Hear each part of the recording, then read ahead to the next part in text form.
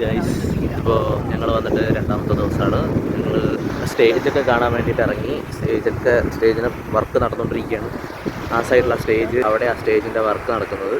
അപ്പോൾ ഇവിടെയാണ് ഇന്നത്തെ പ്രോഗ്രാം നടക്കുന്നത്. അപ്പോൾ ഇതിപ്പം അവരുടെ ബീച്ച് സൈഡാണ്.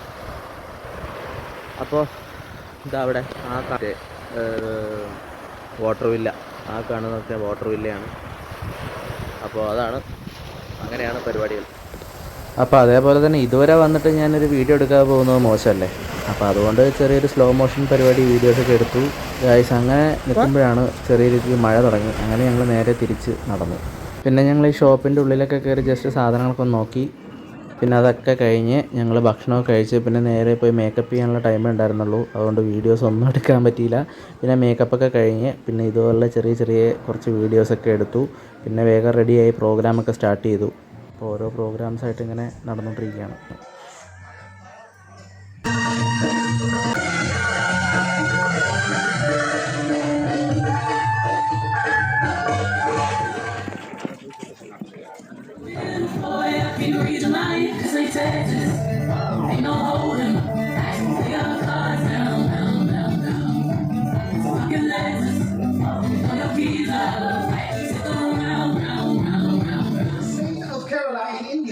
It's also renowned worldwide for its classical art traditions. Among these traditions, Kathakali holds a special place as an icon of Kerala's rich cultural.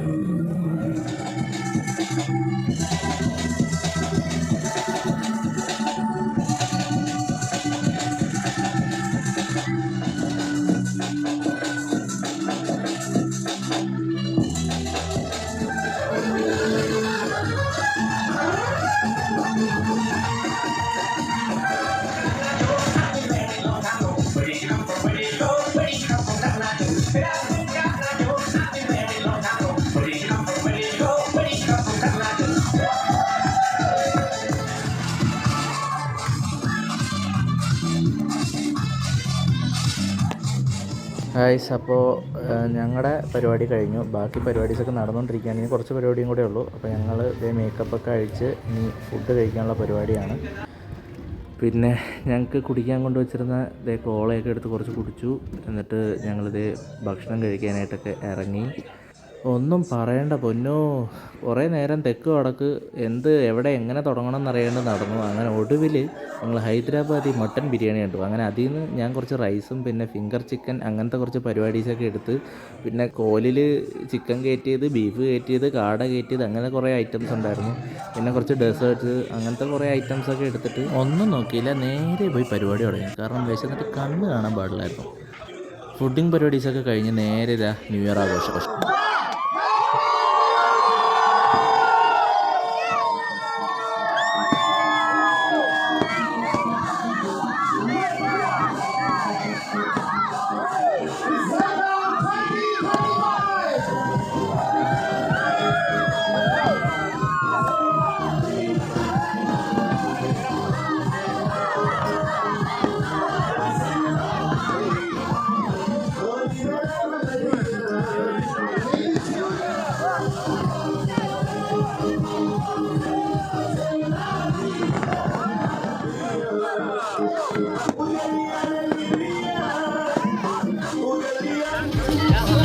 Happy New Year, guys! Happy New Year!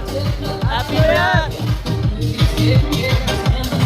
Guys, അപ്പോൾ new year പരിപാടിയൊക്കെ കഴിഞ്ഞ് ഞങ്ങൾ അപ്പോൾ തന്നെ buggy കയറി നേരെ റൂമിൽ വന്നു. കാരണം നല്ല മഴ വരുന്നുണ്ടായിരുന്നു.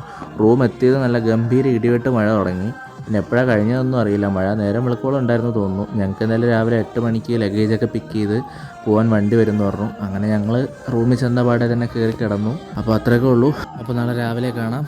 എല്ലാവർക്കും ഒന്നും കൂടി ഹാപ്പി ന്യൂ ഇയർ.